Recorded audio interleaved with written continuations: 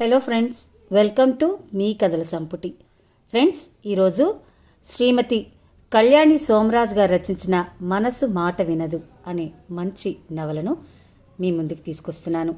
ఎప్పట్లాగే శ్రోతలందరికీ నచ్చుతుందన్న భావనతోనే ఈ నవల ప్రారంభించడం జరుగుతుంది.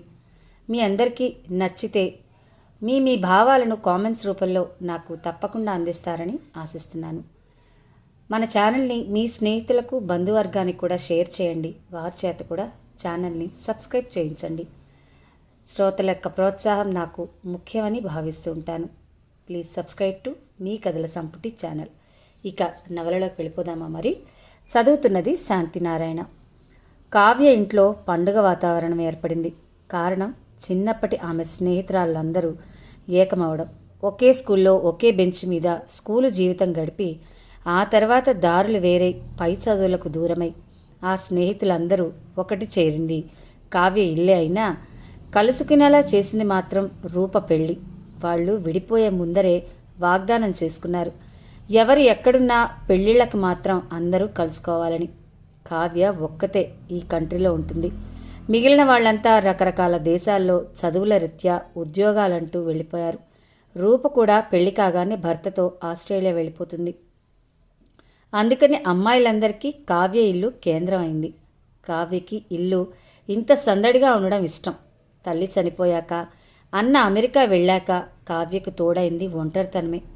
రూప పెళ్లికి స్నేహితులందరూ వస్తున్నారని తెలిసిన దగ్గర నుంచి కావ్య మనసు చాలా ఉత్సాహంగా ఉంది.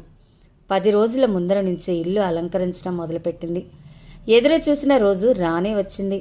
నిశ్శబ్దంగా ఉండే ఇల్లు చైతన్యంతో చిందులేస్తోంది. కావ్య కాఫీలు పట్టుకొచ్చింది నలుగురికి. అయితే ఎవ్వరూ పట్టించుకునే స్థితిలో లేరు. అద్దం ముందు తోసుకుంటూ రెడీ అవుతున్నారు. బెడ్రూమ్ అంతా చిందరవందరగా పడేసిన డ్రెస్సులు, రూమ్లోకి రాగానే గొప్పుమని మత్తెక్కిస్తున్న పర్ఫ్యూమ్లు, ఎవరికి ఎవరు తీసిపోరన్నట్లు తయారవుతున్న ఫ్రెండ్స్ని తృప్తిగా చూస్తూ, అమ్మాయిలు పెళ్ళి ఈరోజే, తలా ఒక కప్పు అందిస్తూ అంది కావ్య. నువ్వేమిటే కావ్య, మరీ ఇంత సింపుల్గా మెడలో ఆ పాతకాలం నెక్లెస్ తీసేయ్, నా దగ్గరున్నది వేస్తాను. సంధ్య కావ్యను పరిశీలిస్తూ అన్నది. నేనెంత రెడీ అయినా మీలా అందంగా ఉండను, నన్ను ఇలా సింపుల్గానే ఉండనియండి అని నిజాయితీగా అన్నది కావ్య. నీ అందం దగ్గర వాళ్లకు కానీ అర్థం అవదు, ఇన్బిల్ట్ బ్యూటీ, దానికి ఏ అలంకరణ అక్కర్లేదు జ్యోతి అన్నది. నా గురించి వదిలేయండి. ఇప్పటికే రూప దగ్గర నుంచి 2 సార్లు ఎస్ఎంఎస్లు వచ్చాయి, త్వరగా రమ్మని. మనం ఈరోజు దాన్ని టెన్షన్ పెట్టకూడదు, త్వరగా ఫినిష్ చేయండి మేకప్ అంటూ కావ్య వెళ్ళిపోయింది. కావ్య ఇచ్చిన ఫైనల్ వార్నింగ్ అమ్మాయిల అలంకరణకి ఒక ఫుల్ స్టాప్ పెట్టింది. అంతా హడావిడిలోనూ అందరూ కలిసి రూమ్ని నీట్గా సర్దారు. ఇప్పుడే చెప్తున్నాను, పెళ్లి నుంచి రాగానే ఎవ్వరూ నిద్రపోవడానికి వీల్లేదు. చాలా చాలా కబుర్లు చెప్పుకోవాలి. జ్యోతి ఆర్డర్ పాస్ చేసింది కార్ దగ్గరికి నడుస్తూ. కావ్య, నీ పక్క సీట్ ఇంకా ఖాళీగా ఉండడం ఏం బాగాలేదే అంది స్వాతి. ఖాళీగా ఎందుకు ఉండడం, నువ్వు వచ్చి కూర్చో. స్వాతి మాటలు అర్థమైనా కానట్లు అంది కావ్య. రూపకి పెళ్లి కాబోతుంది. మేం ముగ్గురం మా లైఫ్ పార్ట్నర్స్ని చూసుకున్నాం, నువ్వు ఒక్కదానివే ఒంటరిగా ఉన్నావు అంది సంధ్య పెద్దరికంగా. నా ధ్యేయం మీకు తెలుసు కదే. ఏమిటి, నీ రీసెర్చ్ చేయడమా? అవును, మీరంతా ఇంజనీరింగ్ స్టూడెంట్స్ కాబట్టి త్వరగా సెటిల్ అయ్యారు. నా లైన్ వేరు అంది కావ్య. సరే, నీ ప్రయత్నం ఎంతవరకు వచ్చిందే? ఇంకా మొదట్లోనే ఉన్నాను. చిన్న నిరుత్సాహం గొంతులో. అంటే జ్యోతి సీట్లో సర్దుకుని కూర్చుంటూ అడిగింది. గైడ్ దొరకలేదు. ఆయన మంచి కాలేజ్లో ఎంఎస్సీ చేశావు, నీకు మంచి జాబ్ వస్తుంది. ఇంకా చదువుకోవాలనుకునే నీ ఓపికకు నా జోహార్లు. జ్యోతి అసహనంగా అంది. ఇంకో 2 నెలలు చూస్తాను, ఆ తర్వాత మీరు చెప్పినట్లే జాబ్ చూసుకుంటానంటూ కావ్య సమాధానం చెప్పింది. 2 నెలలు, అదేం డెడ్లైన్? స్వాతి అర్థం కానట్లు అడిగింది. అన్నయ్యకి ఏమాత్రం నేను ఇక్కడ ఒంటరిగా ఉండి పిహెచ్డికి రిజిస్టర్ అవ్వడం ఇష్టం లేదు, అందుకని 2 నెలలు గడువు పెట్టాడు. ఈలోగా నాకు గైడ్ దొరక్కపోతే తను వచ్చి యుఎస్ తీసుకెళ్తాట, అది ఒప్పందం. అయితే పర్వాలేదు, ఈ 2 నెలల్లో నీకెవ్వరూ గైడ్ దొరకరు హుషారుగా అంది సంధ్య. పెళ్లి తతంగాలు, భోజన కార్యక్రమాలు పూర్తయ్యేసరికి అర్ధరాత్రి కాబోతుంది. స్నేహితురాలు పెళ్లి తాలూకా కలిగిన ఆనందం, ఉత్సాహం మనసుల్లో చిందులేస్తుండగా కార్ పార్కింగ్ దగ్గరికి నలుగురు నడిచారు. అప్పటికే పెళ్లికి వచ్చిన చాలామంది వెళ్ళిపోవడంతో కార్లు కూడా పలచబడ్డాయి. కావ్య అలసటగా తన కారున్న చోటికి నడిచింది. కార్ డోర్ తీస్తుండగా గమనించింది. కారు వెనక భాగం ఎవరో కారుతో కొట్టినట్లు సొట్టపోయింది. కావ్య అది చూడగానే కెవ్వున అరిచింది. కావ్య అరుపుకి మిగిలిన ముగ్గురు పరిగెత్తుకొచ్చారు. ఏమైందే అంటూ. కావ్య కారు వంక చూపించింది. మై గాడ్, కొత్త కారు కదూ. సంధ్యకి ఆ కారు గురించి 10 సార్లు కావ్య చెప్పడం గుర్తుకొచ్చింది. ఈ కారు అన్నయ్య నా బర్త్డేకి గిఫ్ట్గా ఇచ్చాడంటూ మురిసిపోతూ చెప్పింది పొద్దున. ఇంతలో వైట్ కార్ వచ్చి ఆగింది. ఎవరిని గమనించే స్థితిలో అమ్మాయిలు లేరు. కారులోంచి దిగిన వ్యక్తి చొరవగా, ఈ కారు మీదేనా అండి అడిగాడు. అవును, సంధ్య సమాధానం చెప్పింది. మీరు కార్ పెట్టేటప్పుడు చూసుకోకుండా కార్ పార్క్ చేశారు. నా కారు బయటికి తీయడం కష్టమైంది. అప్పుడు మీ కార్ కాస్త తగిలింది. ఆ విషయం చెప్పాలనే వెయిట్ చేస్తున్నాను అన్నాడు. అతని మాట పూర్తి కాలేదు.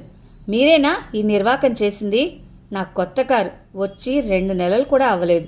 ఎంత సొట్టపడిందో చూడండి. పైగా సరిగ్గా పార్క్ చేయలేదని నాకే చెప్తున్నారే.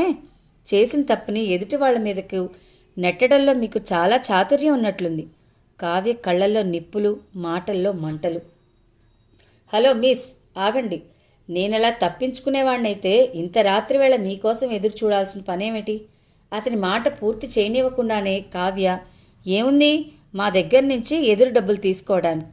పెళ్లి మూడంతా పాడైంది మీ మూలంగా. నేను పెళ్లికే వచ్చాను. ఆగంతుకుడిలో కూడా అసహనం తొంగి చూసింది. అయితే ఇంతకీ మీ తీర్పు ఏమిటి సార్? సంధ్య ముందుకొచ్చింది. తీర్పు కాదు, మీ కారుకి అలా జరిగినందుకు నాకు బాధగానే ఉంది. కానీ ఆ తప్పు నా ఒక్కరిదే కాదు. మీరు సరిగ్గా పార్క్ చేయకపోవడం కూడాను. ఈ దగ్గరలో మా షెడ్ ఉంది. అది వెంటనే బాగు చేస్తారు, మీకు అభ్యంతరం లేకపోతే అన్నాడు. అమ్మాయిలందరూ కలిసి చిన్నగా గుసగుసలాడారు. అప్పటికే 12 దాటింది. ఎవరికీ కార్ రిపేర్ చేయించే ఓపికలు లేవు. అర్ధరాత్రి కార్ షెడ్కి మేము రాం అని నిర్మోహమాటంగా చెప్పారు. అయితే మీరు కారు రిపేర్ చేయించి ఆ బిల్లు నాకు పంపండి, నేను పే చేస్తాను అన్నాడు. మళ్ళీ డబ్బు కోసం మీ వెంట పడాలా? విసుగ్గా అంది కావ్య. సారీ మిస్, ఇదంతా నేను కర్టసీ కోసం చేస్తున్న తప్పు నాది కాకపోయినా నేను వెయిట్ చేసి మీకు సహాయం చెయ్యాలనుకోవడం. అతని మాట పూర్తి కానివ్వలేదు జ్యోతి. మీరు ఇంతసేపు మా కోసం వెయిట్ చేసినందుకు చాలా చాలా థ్యాంక్స్. మాకు మనీ ఆఫర్ చేసినందుకు ఇంకా చాలా థ్యాంక్స్. చాలా? ఏమిటి ఆయనకి థ్యాంక్స్ చెప్తున్నావు? మన కారుకి ఆయన ఇచ్చిన డాష్కి మనందరినీ ఇంత అప్సెట్ చేసినందుకు దానికి పనిష్మెంట్ లేకుండా. పనిష్మెంటా? గతుక్కుమన్నాడు అతను. ఇంత అందంగా కనిపించే ఈ అమ్మాయి మనసు ఎంత క్రూరంగా ఉందో. అరగంట వాగ్వివాదాల మధ్య అతనిచ్చిన కార్ షెడ్, అతని విజిటింగ్ కార్డు తీసుకుని అతన్ని వదిలేశారు. అబ్బా, ఇంటికెళ్ళాక అందరం ఎన్ని కబుర్లు చెప్పుకుందాం అనుకున్నా. దుర్మార్గుడు మన మూడంతా పాడు చేశాడు. కావ్య కారులో కూర్చుంటూ అంది. మనిషి చాలా అందంగా ఉన్నాడే.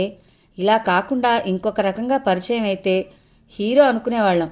స్వాతి మాటలకు అవును అనుకుని నవ్వుకున్నారు సంధ్య, జ్యోతి. ఏమో, అతను ఎలా ఉన్నా నాకు మాత్రం విలన్. నా కొత్త కారును షెడ్డుకి తీసుకెళ్లేలా చేశాడు. నేను క్షమించను, కావ్య కసిగా అంది. మర్నాడు ఫ్రెండ్స్ అంతా వెళ్ళిపోయాక కావ్య బద్ధకంగాను దిగులుగాను పడుకుంది. అంతలో కార్ విషయం గుర్తుకొచ్చి అతనిచ్చిన అడ్రస్ చూసుకుంటూ బయలుదేరింది. కావ్య ఇచ్చిన వివరాలు తీసుకుని ఫోన్లో ఎవరితోనో మాట్లాడాడు సూపర్వైజర్.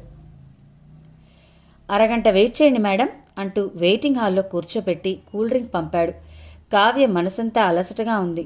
ఎంత త్వరగా కార్ రిపేర్ చేయించుకుని వెళ్ళిపోదామా అనుకుంటూ అసహనంగా కూర్చుంది. సెల్ మోగడంతో హ్యాండ్ బ్యాగ్లో ఉన్న సెల్ బయటకు తీసింది. సుధాకర్ పిలుస్తున్నాడు ఎందుకో అనుకుంటూ హలో అంది. నేను కావ్య. సుధాకర్ని, ఎక్కడున్నావు? క్లుప్తంగా జరిగింది చెప్పింది. నువ్వు గైడ్ గురించి మా అక్కని అడగమన్నావు కదా, ఆ విషయం నీకు చెప్పాలని ఫోన్ చేశాను. సుధాకర్ పూర్తి విషయం చెప్పకుండానే కావ్య మనసు చాలా తేలికపడింది. రేపు ఒకసారి మా ఆఫీస్ వైపు రాగలవా? అక్కడే అన్ని వివరాలు చెప్పి నిన్ను మా అక్క ఫ్రెండ్ దగ్గరికి తీసుకెళ్తాను. అలాగే, తప్పకుండా వస్తాను నీకు ఫోన్ చేసి. తన ఆశ నెరవేరుతోందంటే గడ్డి పరకనైనా పట్టుకోవడానికి సిద్ధంగా ఉంది కావ్య. కారు రెడీ అయింది మేడం అంటూ కబుర్ రాగానే కావ్య హుషారుగా లేచి ఇంతకు ముందు కంటే శుభ్రంగా కడిగిన ముత్యంలా ఉంది తన ఆల్టో. దెబ్బతిన్న గుర్తులు ఏమీ లేవు. కొత్త కారులా మెరిసిపోతోంది. మర్యాద కోసం మనీ ఎంతైంది అంటూ అడిగింది. సార్ మీ దగ్గర డబ్బు తీసుకోవద్దన్నారు అంటూ వినయంగా చెప్పాడు సూపర్వైజర్. పోన్లే, ఆ మాత్రమైనా మేనర్స్ ఉన్నాయి అనుకున్నది కావ్య. కావ్య కథ మహాకావ్యం కాదు, అందరిలాంటి జీవితమే. కాసిన్ని కష్టాలు, కావలసినంత ఒంటరితనం, ఇవేవీ పట్టించుకొని నిర్లక్ష్యం. తల్లి బ్రతికున్నప్పుడు, అన్నతో కలిసి పెరుగుతున్నప్పుడు ప్రపంచంలో ఇంకా బాంధవ్యాలు ఉంటాయని కానీ ఉన్నాయని కానీ కావ్య మనసులో ఎప్పుడూ వచ్చేది కాదు. అందుకు కారణం ఉంది. జీవితంలో సగభాగం తీసుకోవాల్సిన తండ్రి తల్లిని వదిలేసి వేరే పెళ్లి చేసుకుని వదిలివేయటం. తమ కూతురు ప్రేమించిన వాడి కోసం చెప్పకుండా గడప దాటిందని అమ్మమ్మ తాతయ్యలు మొహం తిప్పుకోవడంతో కావ్య తల్లి శారదకి తన చిన్నప్పుడు బలవంతంగా నేర్చుకున్న సంగీతం పాఠాలే ఆధారమయ్యాయి. శారదకు ధైర్యం ఎక్కువే. ఆ ధైర్యమే తల్లిదండ్రులను కాదనుకునేలా చేసింది. ఆ ధైర్యమే భర్త వదిలి వెళ్ళిన కన్నపిల్లల కోసం బ్రతకడం నేర్పింది. సంగీతంతో పిల్లలకు తిండి పెట్టగలదేమో కానీ వాళ్లను చదివించి పైకి తీసుకురావడం కష్టమని త్వరగానే గ్రహించిన శారద తన చదువు పక్కన బీఈడీ వచ్చేలా కష్టపడింది. బీఈడీ కంటే టీచర్ ఉద్యోగం రావడం ఇంకా కష్టం అని త్వరలోనే గ్రహించింది శారద. కానీ అనుకున్నది సాధించడం ఎలాగో జీవితం నేర్పింది. సంగీత పాఠాలు చెప్పే ఓ చోట తన పరిస్థితి తెలియజెప్పి సిఫార్సు చేసేలా ప్రాధేయపడింది. ఆమె మీదున్న గౌరవంతో పాటు ఆమెకు ఉన్న నేపథ్యం ఆమెకు ఆ ఉద్యోగం వచ్చేలా చేసింది. ఉద్యోగం శారద ఆర్థిక పరిస్థితిని మెరుగుపరిచింది. తన పిల్లలకు పాఠాలు ఎలా చెప్పాలో తెలుసుకునేలా చేసింది. ఉద్యోగం శారద ఆర్థిక పరిస్థితిని మెరుగుపరిచింది. చిన్నప్పటి నుంచే తల్లి పడుతున్న శ్రమను ఆకళించుకోవడంతో శారదకి పిల్లల్ని చదివించడం కష్టం అనిపించలేదు. శశాంక్ ఇంటర్ అవుతుండగానే మెరిట్తోనే ఇంజనీరింగ్లో చేరాడు. అన్న వెనుక కావ్య చదువుకోవటంలో ఏమాత్రం తీసిపోదని నిరూపించేది క్లాస్లో. శారద ఆలోచనలు ఎప్పుడూ పిల్లలిద్దరి భవిష్యత్తు నిర్మాణంపైనే ఉండేది. ఏం చేసినా వీళ్ళిద్దరినీ తీర్చిదిద్దాలి. అహర్నిశలు అదే ఆలోచనలు. శారద ఆలోచనలకు రూపం ఏర్పడకుండానే ఆమెను కృంగతీసే సంఘటన జరిగింది. అది తల్లి తండ్రి ప్రయాణం చేస్తున్న బస్సు ప్రమాదానికి గురై వారు అక్కడే చనిపోవటం. పెళ్ళయ్యాక శుభానికి అశుభానికి పుట్టిల్లు గడప తొక్కని శారద ఆ వార్త విని మొదలు నరికిన చెట్టులాగా కుంగిపోయింది. తనను కాదని వచ్చేసినా తనను వాళ్ళ కాదనుకొని ఇంతకాలం తన వాళ్ళు ఉన్నారనే ధైర్యం ఒక్కసారిగా మనసులా కరిగిపోయింది. తల్లిదండ్రుల కర్మకాండలను దగ్గరుండి జరిపించింది. అప్పుడే శారదను సిగ్గుపరిచే మరొక విషయం తెలిసింది. హిమాయత్ నగర్లో ఉన్న పాతకాలపు పెద్ద ఇల్లు శారదకే రాసి రిజిస్టర్ చేయించిన విల్లు, బ్యాంకు ఖాతాలో ఉన్న నగలు, డిపాజిట్స్ వాళ్ళ లాయర్ శారదకు అప్పగించాడు. హఠాత్తుగా ఆమె మీద కురిసిన సిరిజల్లుకు గిలిగింత పెట్టలేదు. పెను తుపానులా ఉక్కిరి బిక్కిరి చేసింది. ఆ ధనం నాది అని గర్వం అనుకోలేదు. తను తప్పించి మరో వారసుడు లేకపోవటం వల్ల తల్లి తండ్రికి మరో దారి లేకపోయిందని చాలా రోజులు బాధపడింది. ఆస్తి శారద చేతికి వచ్చినా అది అనుభవించే ఏ ప్రయత్నం ఆమె చేయలేదు. శశాంక్ ఎంఎస్ చేయడానికి యుఎస్ వెళ్ళిపోవడంతో శారద దృష్టి కావ్య చదువు మీద పడింది. కావ్యని మెడిసిన్ చదివించాలనుకుంది. కానీ మెరిట్లో చాలా కొద్దిలో ఆమెకు మెడిసిన్ సీట్ తప్పిపోయింది. కావ్య మరొక ప్రయత్నం చేస్తానన్న శారద వద్దని బీఎస్సీలో చేర్పించింది. కొడుకు దూరంగా వెళ్ళిపోవటం, కావ్యకు అనుకున్న చదువు చెప్పించలేకపోవటం, తల్లిదండ్రులు ఈ లోకంలో లేకపోవటం శారద మనసులో నిస్పృహ బీజం పడింది. దానికి సాయం ఏదో తెలియని అనారోగ్యం శారదలో చైతన్యాన్ని పూర్తిగా తొలగించింది. శశాంక్ ఉద్యోగంలో చేరే ముందు ఇండియా వచ్చాడు. తల్లి ఇదివరకులా లేదని మొదటి చూపులోనే గ్రహించాడు. పట్టుపట్టి ఆమెను మంచి హాస్పిటల్లో అన్ని పరీక్షలు చేయించాడు. అబ్బా, నాకేం లేదురా, పని ఎక్కువై కొంచెం నీరసంగా ఉంది అంటూ శారద తేలిగ్గా తీసిపారేసింది. కానీ డాక్టర్ ఆమెకు లివర్ క్యాన్సర్ అంటూ పేరు పెట్టి అప్పటికే సెకండ్ స్టేజ్కి వచ్చిందని శశాంక్కు మాత్రం చెప్పారు. శశాంక్ మరొక రోజు కూడా వృధా చేయకుండా తల్లిని వెంటనే హాస్పిటల్లో చేర్చాడు. కొడుకు తన జబ్బు గురించి ఏమీ చెప్పకపోయినా అది తను అనుకున్నంత తేలికపాటి రోగం కాదని గ్రహించింది శారద. శారద కొంతకాలానికి కాలం చేసింది. శశాంక్ తనని తాను ఓదార్చుకుంటూ చెల్లెలి కన్నీళ్లు తుడిచాడు. వారిద్దరి బాధను పంచుకునే బంధువులు లేరు, సలహా చెప్పే సన్నిహితులు లేరు. కావ్యకి ఇంకా తల్లిచాటున బ్రతికిన పసితనం, బాధ్యతలు మీద పడ్డ పెద్దరికం శశాంక్ది. భవిష్యత్ ప్రణాళికలు శశాంక్ నిర్ణయించుకున్నాడు. తల్లికి వచ్చిన పాత ఇల్లు డెవలప్మెంట్కి ఇచ్చాడు. చెల్లెల్ని ఎంఎస్కి కోయంబత్తూరులో ఉన్న పిఎన్జీలో చేర్పించాడు. కావ్య అనుమతి తీసుకుని అమెరికా వెళ్ళిపోయాడు. కావ్య చదువులో పడి తల్లి జ్ఞాపకం వచ్చినప్పుడే బాధపడుతోంది. ఆమెకు ఆ ఊరు, కాలేజీ, ఆ చుట్టూ పరిసరాలు బాగా నచ్చాయి. భాష రాక అప్పుడప్పుడు ఇబ్బంది అనిపించినా స్నేహితుల సహాయంతో రోజులు గడిపేసింది. కావ్య కాలేజీలో ఉన్న ఆ 2 ఏళ్లలో 2 సార్లు వచ్చాడు శశాంక్. సెలవులకు చెల్లెల్ని తీసుకుని టెక్సాస్ వచ్చాడు. కావ్య ఉన్న ఆ నెల రోజుల్లో అన్నయ్య భార్గవి ప్రేమలో ఉన్నాడని గ్రహించింది. భార్గవి గైనకాలజిస్ట్గా పనిచేస్తోంది. కావ్యని తీసుకుని 2 సార్లు ఆమె ఇంటికి డిన్నర్కి వెళ్ళాడు శశాంక్. ఈ ఆడవాళ్ళు డాక్టర్ నీకెలా పరిచయమైంది అన్నయ్య? కావ్య వేళాకోళం చేసింది. నా ఫ్రెండ్ డెలివరీ ఆమె చేసింది, అప్పుడు పరిచయం అయింది.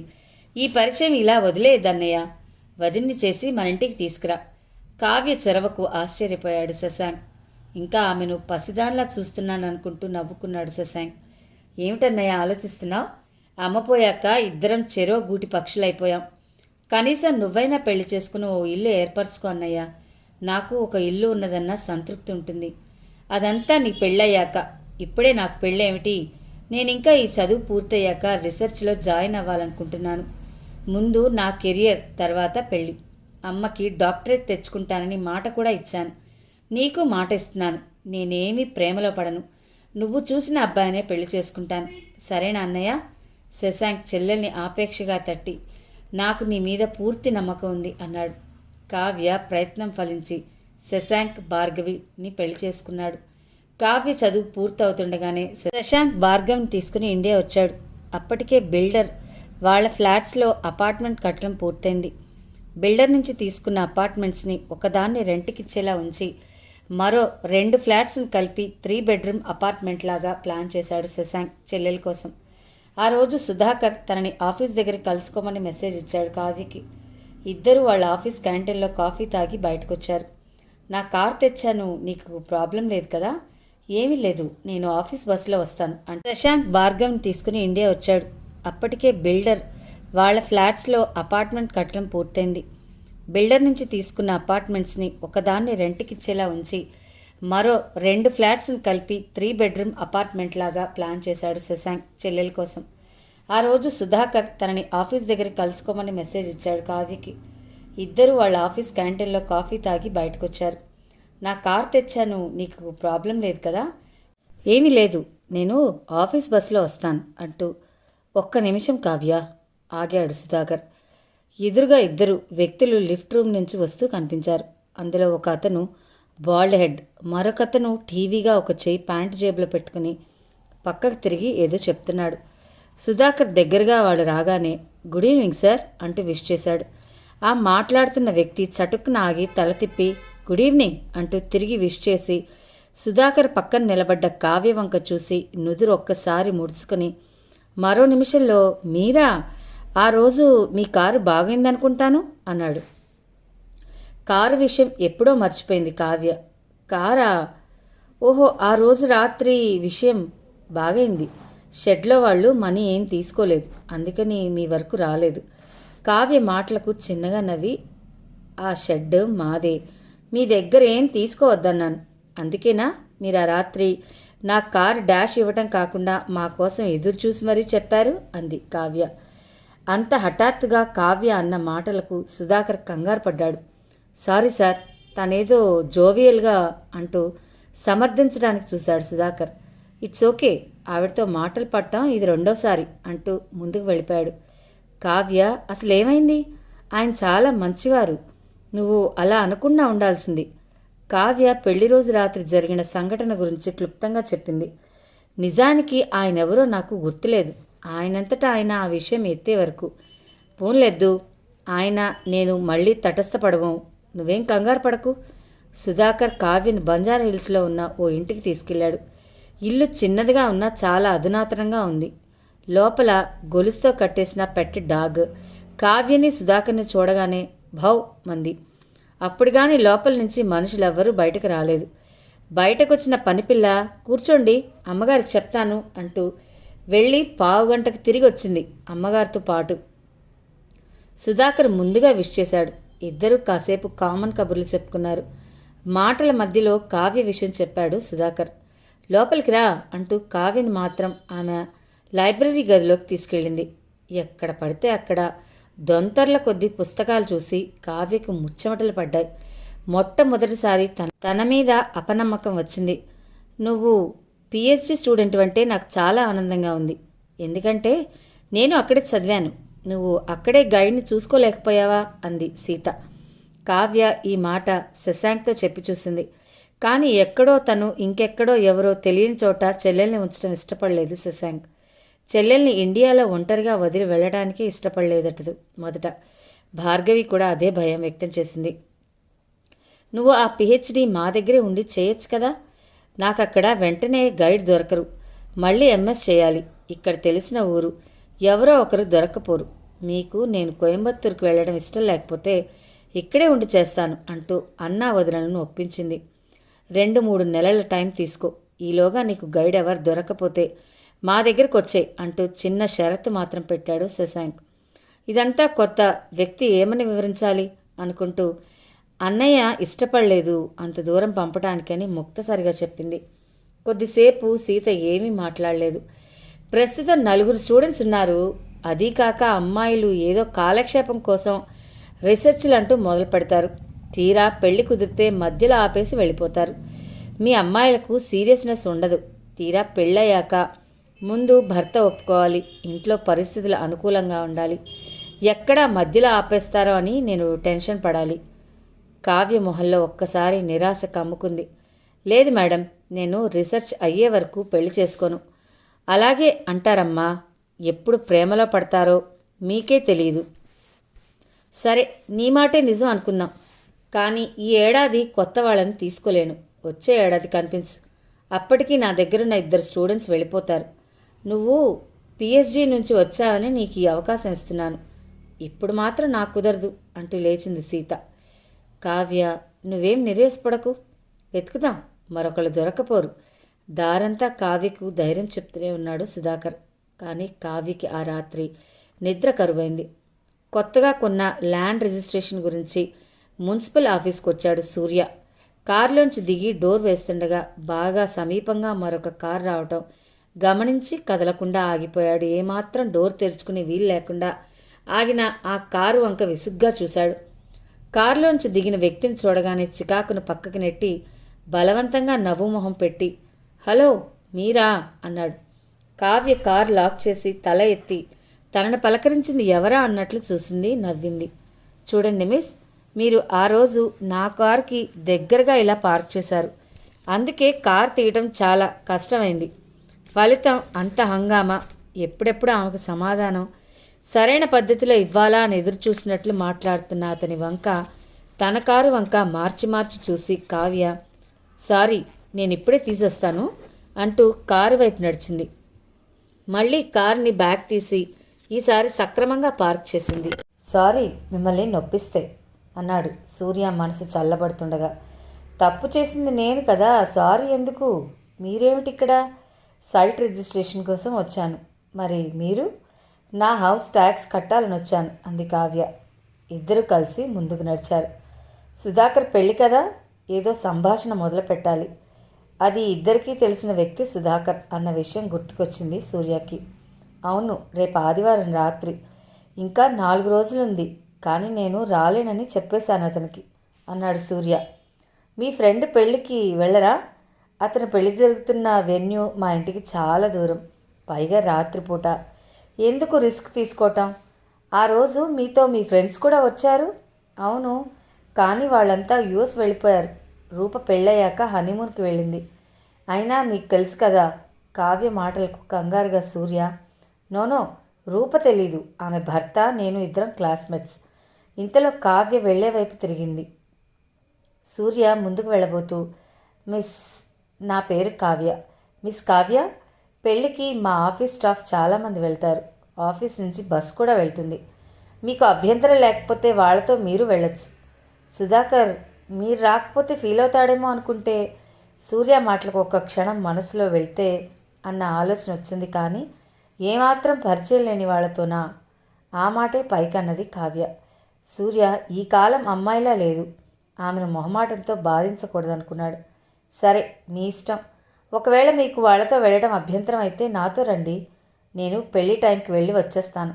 ఎక్కువసేపు ఉండను అంటూ మరో అవకాశం కల్పించాడు సూర్య. మీకు అభ్యంతరం లేకపోతే మీ సెల్కి ఏ విషయానికి ఫోన్ చేస్తాను.